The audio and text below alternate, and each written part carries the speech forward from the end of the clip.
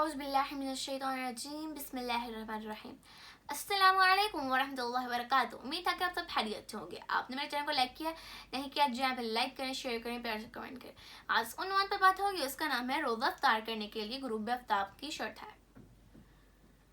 حضرت ابو عمر رضی اللہ عنہ کہتے ہیں کہ رسول اللہ صلی اللہ علیہ وسلم نے فرمایا, جب رات آ جائے, دن چلا جائے اور سورج غروب ہو جائے تو روزہ دار روزہ کھول لے. اسے بخاری اور مسلم نے روایت کیا ہے. دوران سفر جہاز پر سوار ہوتے وقت اگر روزہ افطار کرنے پر 15 منٹ باقی ہوں لیکن پرواز کی مطلوبہ بندی پر پہنچ کر سورج 1 گھنٹے بعد غروب ہو تو روزہ بھی 1 گھنٹے بعد یعنی غروب آفتاب کے بعد ہی افطار کیا جائے گا. اسی طرح سحری کے وقت کا بھی تعین بھی حاضر جگہ اور مقام کے لحاظ سے کیا جاتا ہے.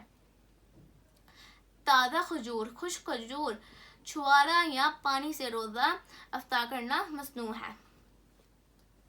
حضرت انس رضی اللہ عنہ سے روایت ہے کہ نبی کرام صلی اللہ علیہ وسلم نے نماز مغرب سے پہلے تازہ کھجوروں سے روزہ افطار فرماتے.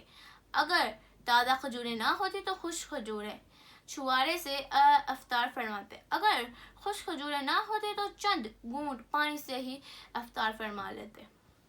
حضرت عبداللہ بن عمر رضی اللہ عنہ سے روایت ہے کہ نبی کریم صلی اللہ علیہ وسلم نے جب روزہ افطار فرماتے تو یہ دعا پڑھتے, ذهب السماع وابتعد العروق وثبت الأجر انشاءاللہ.